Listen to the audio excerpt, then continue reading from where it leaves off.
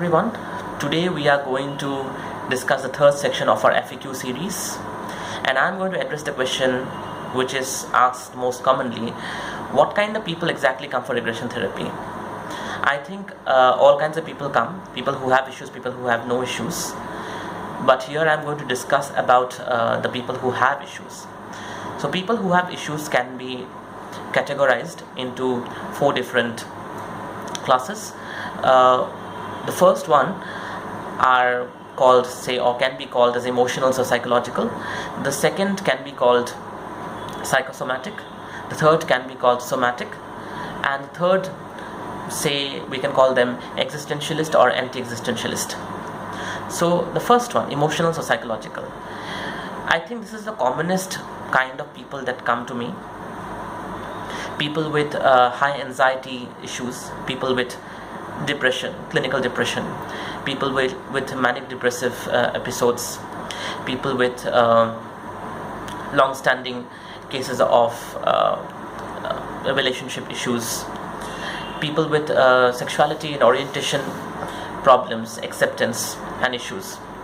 So these are the kind of people who are most in number, and in fact are most easy to resolve, because these are psychological or emotional issues. Hence it doesn't take much time to regress them back to understand where the issue is emerging from. The second category of people are the psychosomatic.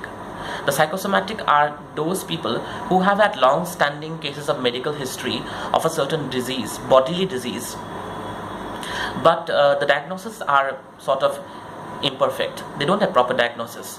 Say for example, a lady comes to you with issues of pregnancy where she is unable to conceive. Doctors have checked all parameters, gynec has checked all the vitals, yet she is unable to conceive. So regression therapy might help her to go back in time to understand why is the body reacting like that. Why is the body unable to conceive in spite of having all the parameters and vitals intact?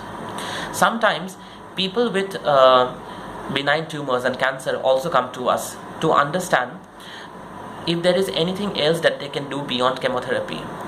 It becomes very important then to explore why the body is reacting in such a way. People have come with 30 tumors and gone back with 5 tumors after a session of, say, after 8 to 10 sessions maybe. So that way also it works at a psychosomatic level. The third category are the somatics, who have had long-standing cases of medical history of a certain bodily disease, and the diagnosis is also known, plus they are taking medication, yet it is not getting resolved. Say for example, hyperthyroiditis. You keep taking medication for a very, very long time, yet it does not get resolved. Whenever you leave the medication, there is some imbalance that is shown. So regression therapy might help all these people to go back in time and understand a time and phase when the disease was not there in the body, and for what reason the disease persists in the body.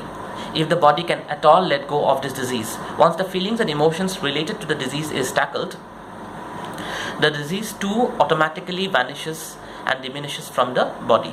The fourth category of people are the existentialist or the anti-existentialist, who purely come seeking for some meaning in life. They want to understand why they are living this life. Regression can help them go back to a time between lifetimes or to a different lifetime to understand why they are living this particular life. What is the purpose of this life? What is the sole purpose of this current life? So Viktor Frankl had written a very famous book called Man's Search for Meaning. I think that book should become the pioneer for all of these people who are trying to seek some meaning in life, because without meaning, life somehow becomes inconsequential. So that's all for today. Thank you.